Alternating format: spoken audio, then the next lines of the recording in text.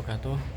Eh, Perkenalkan, saya Muhammad Haris Fawaz dari Prodi Sejarah Peradaban Islam, Fakultas Usuluddin Adab dan Humaniora, Universitas Islam Negeri Salatiga.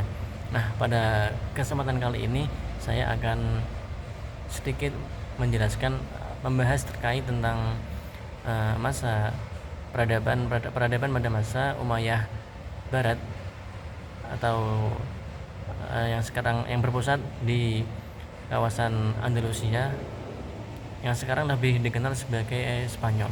Nah, pada pembahasan kali ini saya akan membahas seputar bagaimana perkembangan baik dari segi seni arsitektur bangunannya pada masa ini maupun dari segi perkembangan ilmu pengetahuan yang pada masa ini cukup mengalami perkembangan yang cukup pesat. Nah, untuk penjelasan yang lebih lengkap, simak video berikut ini. Ketika Daulah Bani Umayyah Damaskus runtuh pada tahun 750 Masehi, Andalusia menjadi salah satu provinsi dari Daulah Bani Abbas sampai Abdurrahman bin Muawiyah yang merupakan cucu Khalifah Umayyah ke-10 Hisham ibnu Abdul Malik memproklamasikan provinsi itu sebagai negara yang berdiri sendiri pada tahun 756 Masehi. Sejak proklamasi itu, Andalusia memasuki babak baru sebagai sebuah negara berdaulat di bawah kekuasaan Bani Umayyah II yang beribu kota di Cordova sampai tahun 1031 Masehi. Abdurrahman bin Muawiyah menginjakkan kakinya di Andalusia setelah lolos dari upaya pembunuhan atas dirinya ketika terjadi revolusi Abbasiyah sekitar tahun 750 Masehi. Ia dijuluki Ad-Dakhil karena ia merupakan pangeran Bani Umayyah pertama yang berhasil memasuki wilayah itu. Ia menyingkirkan Yusuf bin Abdurrahman Al-Fihri yang pada saat itu menjabat sebagai gubernur Andalusia yang tunduk di bawah kekuasaan Abbasiyah pada tahun 756 Masehi. Kemudian setahun setelahnya, yaitu pada tahun 757, ia menghapuskan nama Khalifah Abbasiyah dari khotbah-khotbah Jumat yang biasa dilakukan oleh gubernur sebelumnya serta memproklamasikan wilayah itu lepas dari kekuasaan Abbasiyah.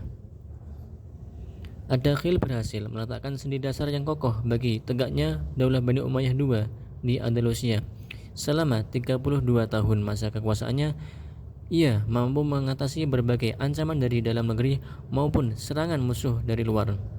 Karena ketangguhannya ini, ia dijuluki sebagai Raja Wali Quraisy.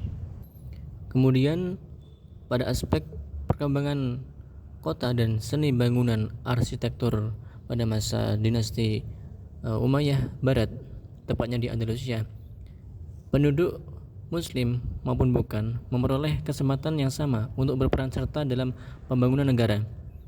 Oleh karena itu, Bani Umayyah II merupakan inti kekuasaan Islam di Andalusia yang mampu menempatkan Cordova sejajar dengan Konstantinopel dan Baghdad sebagai pusat peradaban dunia. Ketika Ad-Dakhil berkuasa, Cordova menjadi ibu kota negara. Ia membangun kembali kota ini dan memperindahnya serta membangun benteng di sekeliling kota dan istananya.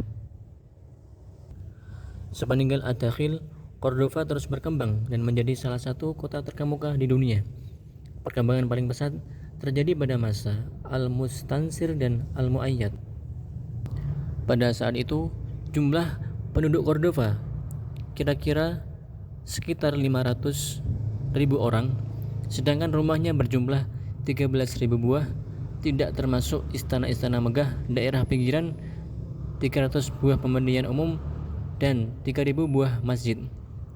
Tidak ada satu kota pun yang menandingi Cordova pada waktu itu selain Baghdad. Peninggalan Ad-Dakhil yang hingga kini masih tegak berdiri adalah Masjid Jami' Cordova yang didirikan pada tahun 786 Masehi dengan dana 80.000 dinar. Pada masa Al-Awsat, Al-Nasir, Al-Mustansir, dan Al-Mansur, Mereka memperluas dan memperindahnya sehingga menjadi masjid paling besar dan paling indah pada masanya. Dalam aspek ilmu pengetahuan, Andalusia mencapai kemajuan yang pesat dalam ilmu pengetahuan, baik itu dalam ilmu agama, ilmu astronomi, maupun ilmu kedokteran. Semuanya mengalami perkembangan yang cukup pesat. Seperti contoh dalam ilmu agama, yang berkembang sangat pesat adalah ilmu qiraat, yaitu ilmu yang membahas cara membaca lafaz-lafaz Al-Quran yang baik dan benar. Abu Amr Ad-Dani Utsman bin Said adalah ulama ahli qiraat kenamaan dari Andalusia yang mewakili generasinya. Ia telah menulis 120 buku, di antaranya adalah Al-Muqni'u wa At-Taysir. Dalam bidang astronomi, Andalusia juga memiliki astronomer yang sangat terkenal, yaitu Abu Al-Qasim Abbas bin Farmas. Tokoh legendaris ini juga menekuni ilmu pengetahuan alam dan kimia. Percobaan-percobaannya yang spektakuler pada masa itu telah menyebabkan ia dituduh sebagai orang yang tidak waras. Kemudian dalam bidang kedokteran, Muslimin Andalusia tidak ketinggalan oleh saudara-saudaranya di timur. Dokter-dokter Andalusia kenamaan di antaranya adalah Ahmad bin Iyas Al-Qurtubi dan Al-Haruni pada masa Muhammad I, Ibnu Abdurrahman II Al-Ausad, Yahya bin Ishaq pada masa Abdullah bin Munzir yang kemudian diangkat menjadi menteri oleh Al-Nasir Al-Majriti sebagaimana yang telah disebutkan di muka pada masa Al-Mustansir, dan Abu Dawud Sulaiman bin Hasan pada masa Al-Mu'ayyad. Andalusia pada kala itu sudah mencapai tingkat peradaban yang sangat maju sehingga hampir tidak ada seorang pun penduduknya yang buta huruf.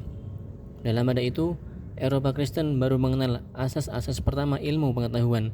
Itu pun terbatas hanya pada beberapa orang pendeta saja.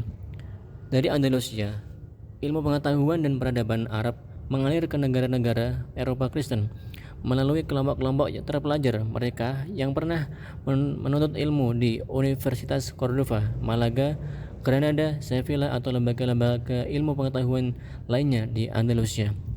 Dengan demikian, besar sekali peranan Andalusia dalam menghantarkan Eropa memasuki periode baru masa kebangkitan. Nah, mungkin seperti itu dari paparan yang dapat saya sampaikan terkait dengan perkembangan ilmu pengetahuan dan seni bangunan arsitektur pada masa dinasti Umayyah di Andalusia. Kurang lebihnya mohon maaf. Sampai bertemu di lain kesempatan. Assalamualaikum warahmatullahi wabarakatuh.